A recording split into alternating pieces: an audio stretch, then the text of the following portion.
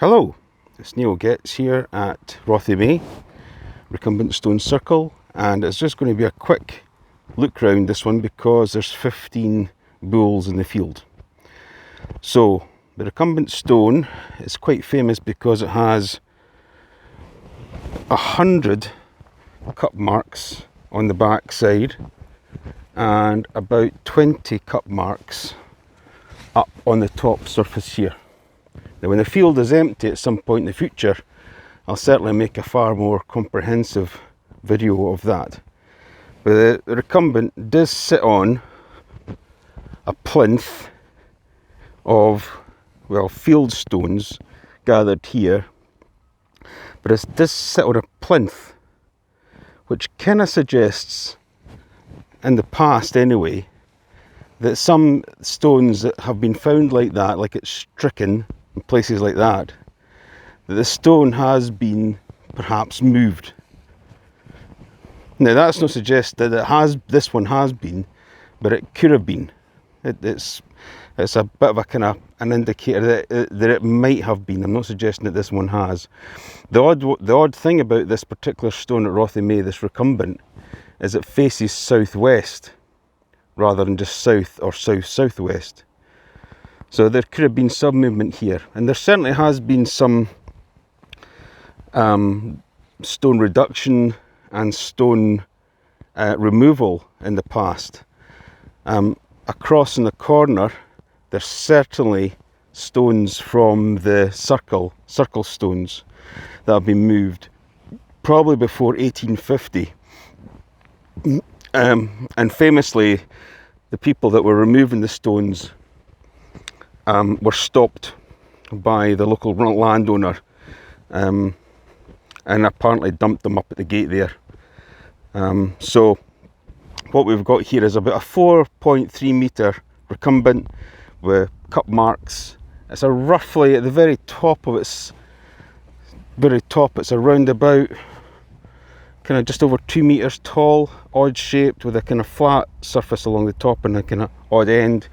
It's kind of like got a pointy end at this end of the stone, but and the far end is about a metre wide, maybe just a little bit more than a metre wide, with a flatter end. And then we've got 4 other stones round about the circle. So this is stone number 2. Both flankers are missing. Just keeping an eye on the bulls. And then round to stone, I think this is stone 4, because there would have been stone 1 flanker, stone 2 is the recumbent, stone 3 is the other flanker. So this is stone 4. And I think this has got some cup marks as well. Around this side, oh yeah, some cup marks there. Quite a wide stone, just over a kind of metre, a good 2.2 metres high. There's a bit of a block of a stone. Certainly got 4 sides to it, one fairly rough pointed stone. Stone number 5 then. I've got a little bit of a kind of shelf to this one, probably done some damage from when it was maybe getting reduced, maybe a couple of 100 years ago type of thing. Outside, looks like it's got a fair bit rough on the outside, again about 2.2 metres high, more triangular than anything else, this stone. And then all the stones beyond that are all missing, and then we come round to 4, 5, 6 and 7. Now it's interesting that the outer circle is missing, and across in the house gate there is definitely large stones, and I suspect that's them. So the circle stones from this side of the circle, I think, are over in that corner. There's also some circles over in the other corner as well. So this is stone 6, and it's got, again, it's probably 2 metres high, quite rough. I think it's been pretty much used as a rubbing stone, a cattle rubbing stone.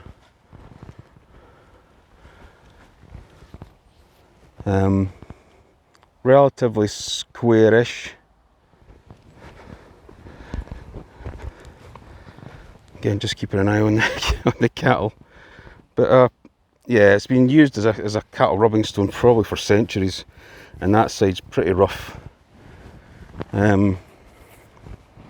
Not much in the way of cup marks, I don't think, if there was any there, but a kind of square topped stone.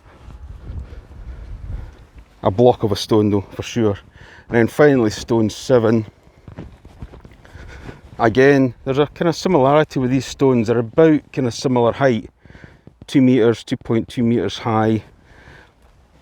Kind of 4 sides to them for sure. Quite rough, but you can only maybe expect that after decades and centuries of maybe being used as a rubbing stone for cattle. And possibly whatever damage that was done to it during when the circle was being reduced. But yeah, so it's an interesting circle, this one.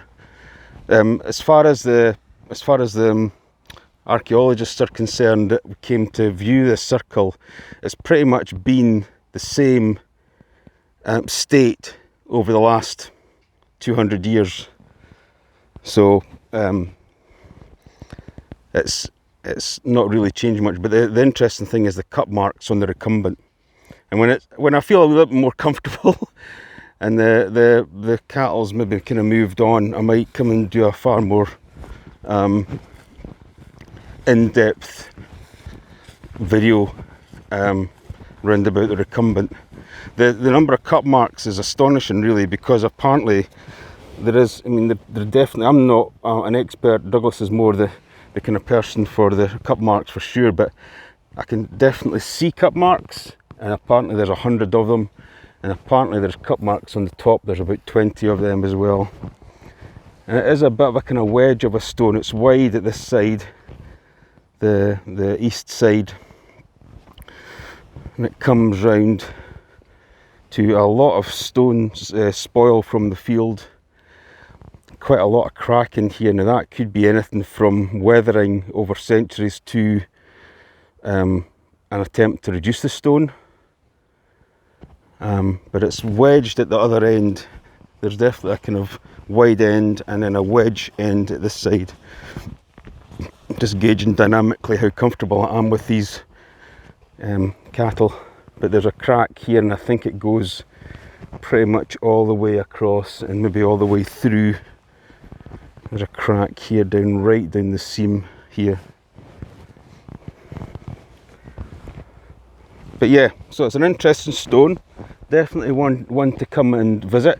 The accessibility of it, you can just park off the road. There's a kind of B road, and there's some parking just off the side. It's in a field entrance, and then you just there's a sign just at the field pointing to the standing stones, Rothiemay standing stones, and it's a matter of just coming across the ladder gate. Again, you just have to watch your capabilities about getting across the ladder gate. But I hope you've enjoyed that walkthrough. So you'll be glad to know that I survived the experience. I think the bulls were more interested in eating than me.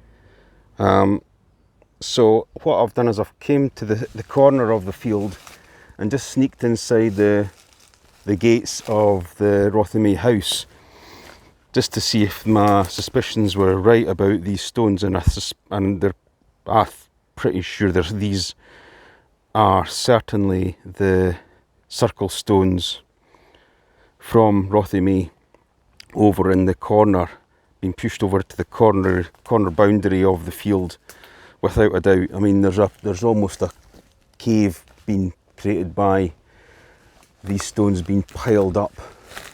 Now this must have been back in, I mean, they're all pretty medium to large stones. This one here, the one on the top, here, maybe not so much. This one, although it's just a chunky stone, a flat kind of like slab stone underneath. There's one down there. This one on top is certainly massive. Back here, this here, and these are monster stones. So the kind of story behind the clearance of the circle was, again, back in maybe anything between 1750 and 1850, somewhere in between there.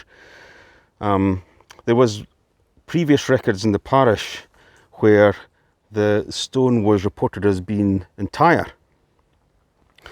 And so from that, whenever that point was, maybe 1750 or something like that, in between the 100 years up until 1850, there had been an exercise to clear the stones, clear the circle completely.